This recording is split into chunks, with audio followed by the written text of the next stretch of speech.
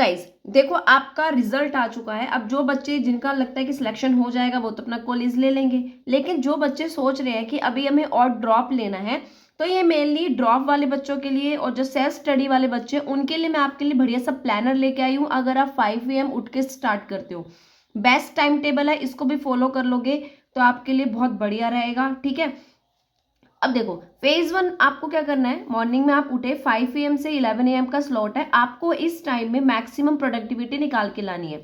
ठीक है, 5 से 5:20 AM आपको वेकअप उठ जाना है, फ्रेशन अप होना है। 5:20 से 5:40 AM आप लाइट एक्सरसाइज करो, मेडिटेशन करो, ये बहुत ही जरूरी है, बिल्कुल भी स्किप मत करना। 5:40 से 6 AM तक आप प्रीवियस डे का रिवीजन करो जो आपने एक दिन पहले पढ़ा था। 6 से 8 AM आपने बायोलॉजी लिया, उसकी एनसीईआरटी को पढ़ा अच्छे से, उसके नोट साथ के साथ प्रिपेयर करो। 8 से 8:30 AM तक आपने ब्रेकफास्ट किया, अच्छा सा ब्रेकफास्ट करना। 8:30 से 11 AM तक आप यहाँ पे कोचिंग मैंने इसलिए मेंशन किया है कि अगर प्रॉपर स्टूडेंट है, कोई बैच ले रखा है, वहां से कुछ क्लासेस कर सकते हो, अपने वीक कंसेप्ट देख सकते हो, और सेल्फ स्टडी वाले सेल्फ स्टडी कर सकते हैं। ठीक है, मॉर्निंग आपका फोकस रहना चाहिए कि आपको बायोलॉजी की थ्योरी बहुत अच्छे से कर लेनी है, एनसीईआरटी की रीडिंग आपको अच्छे से कर लेनी है, इंपॉर्टेंट डायग्राम्स है, पीवाईक्यूज है, और आपको जो एनसीईआरटी पढ़ रहे हो उसकी लाइन बाय लाइन पे आपको ट्रस्ट रखना होगा, और जितना होगा आपको प्रैक्टिस ज़्यादा करनी है, उसी से आप स्कोर ला पाओगे। ड्रॉपर स्टूडेंट हो, आपका एक बार सिलेबस हो चुका है, अब आपको बहुत अच्छे से बचा हुआ जो आपके वीक कंसेप्ट है उनको अच्छे से करना है, या कुछ रह गया उसको करना है। आपको मेनली प्रैक्टिस प्रैक्टिस प्रैक्टिस पे ज़्यादा ध्यान देना होगा। जितना क्वेश्चन प्रैक्टिस करोगे ना, उतना ही स्कोर अच्छा कर पाओगे।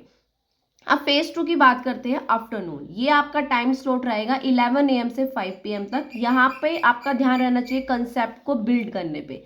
ठीक है, 11 AM से आपने 11 PM तक क्या किया, फिजिक्स की थ्योरी करी, उसके कंसेप्ट को बहुत ही अच्छे से देखा है, न्यूमेरिकल प्रैक्टिस किया।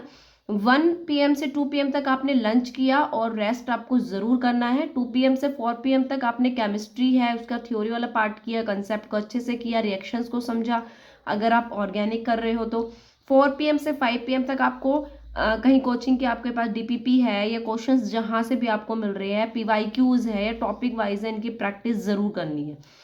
मैं ये नहीं बोलूँगी बिल्कुल ही आप आंख बंद करके इस टाइम टेबल को फॉलो करना, आप इसमें चेंजेस कर सकते हो अपने अकॉर्डिंग भी।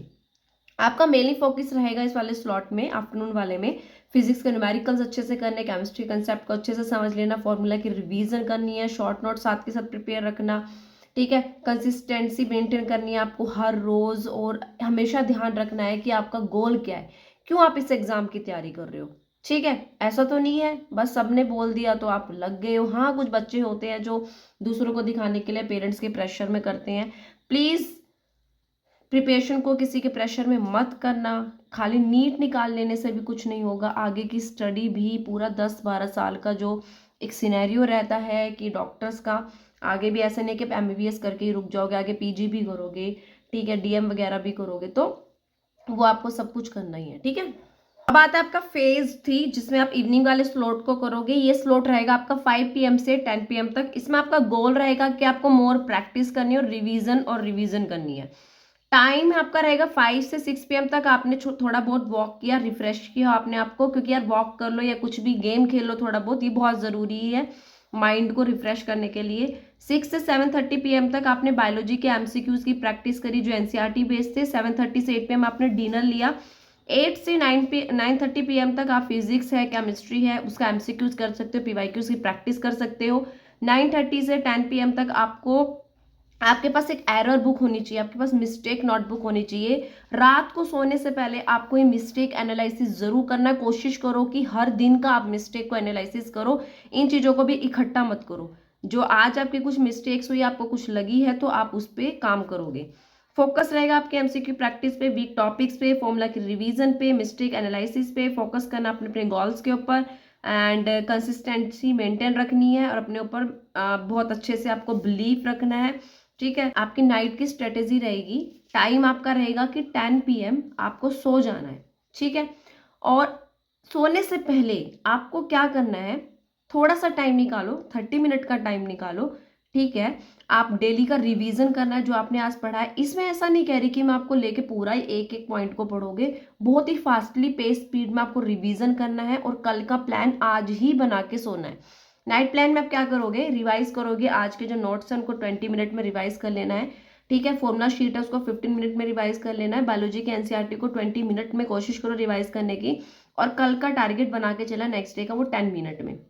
इसमें आप टारगेट बनाओगे कि आपकी क्या टॉपिक्स करने हैं, आपको आपका गोल क्या रहेगा कल का, आपको प्रायोरिटीज किसके ऊपर देने हैं। ठीक है, तो भाई डेली का टारगेट आपका मैं बता देती हूँ ब्रीफली समरी में कि आपको डेली का टारगेट कैसे करना है। बायोलॉजी को 3 घंटे देने, फिजिक्स को 3 घंटे देने, केमिस्ट्री को 3 घंटे देने।